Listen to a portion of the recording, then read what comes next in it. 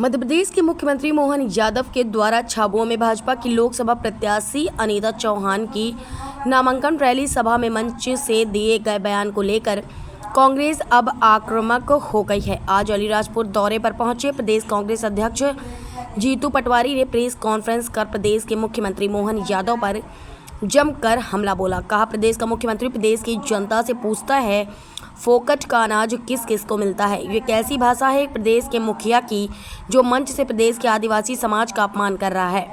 वहीं अलीराजपुर जिले के जोबट विधानसभा क्षेत्र के खट्टाली ग्राम की शादी समारोह में 10 साल की मासूम बच्ची से हुए सामूहिक दुष्कर्म के मामले को लेकर सरकार पर जमकर हमला बोला। जीतू पटवारी ने मुख्यमंत्री मोहन यादव को कहा, जरा सी भी शर्म हो तो नैतिकता के आधार पर यहां के मंत्री का तुरंत इस्तीफा ले लेना चाहिए, क्योंकि इस रेप के मामले में उनके मंत्री का रिश्तेदार भी शामिल है। इसको पूछा और उन्होंने एक तरह से उनके जीवन में जो भी उनकी प्राचीन सभ्यता और परंपराएं उसकी बात की, तो मोहन यादव जी ने उसका अपमान किया।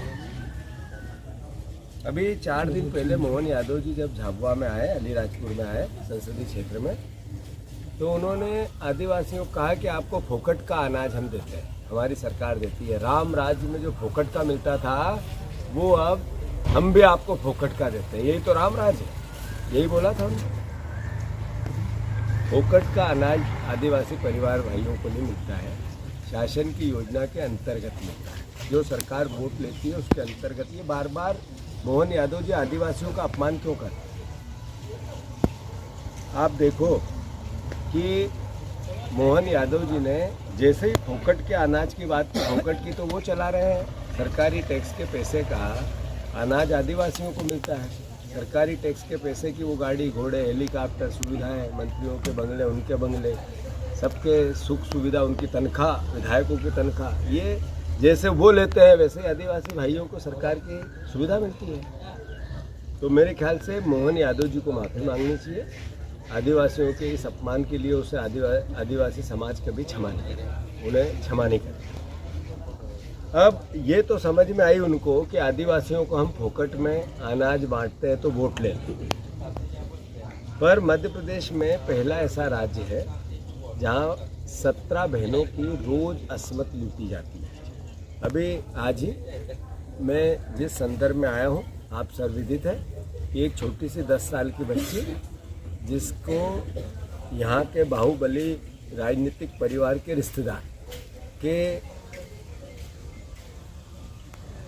बेटे ने उस बेटे की असमत लूटी और हालात क्या रहे कि यहाँ से उनको इंदौर रिफ़र करना पड़ा।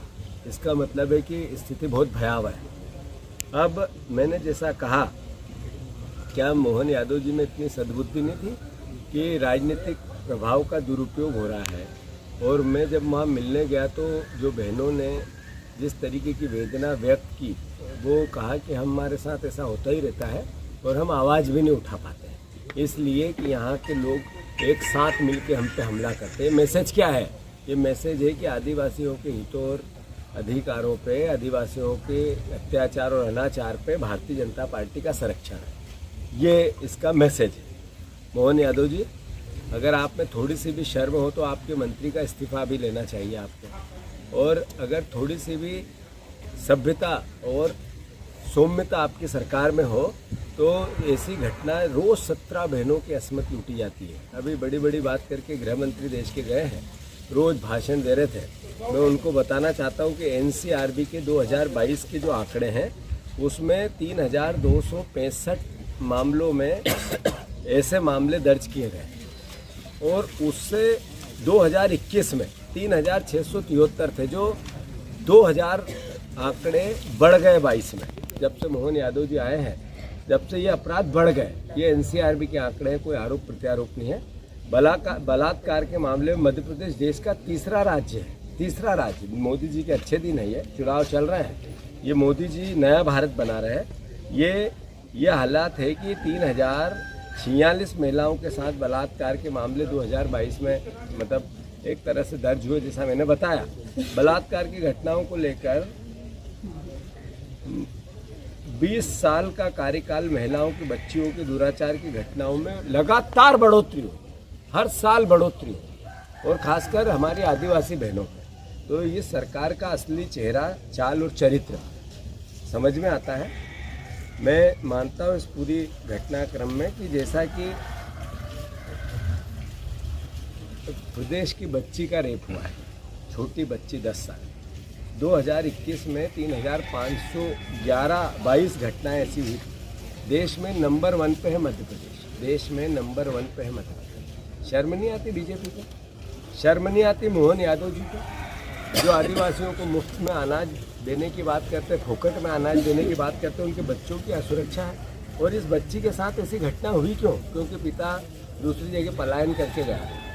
पलायन इस 25-20 साल की सरकार का असली चेहरा है कि हमारे झाबुआ अलीराजपुर के आदिवासी परिवार का बेटा जवान आदमी यहाँ टिकता ही नहीं है, पलायन करके दूसरी जगह कमाने जाता है। ये बीजेपी का असली चेहरा है, शिवराज जी का असली चेहरा है। ये चेहरा है मोहन यादव जी, आपकी सरकार का जो नरेंद्र मोदी जी भाषण देते हैं उसका, उनका असली चेहरा है। अब आप देखो कि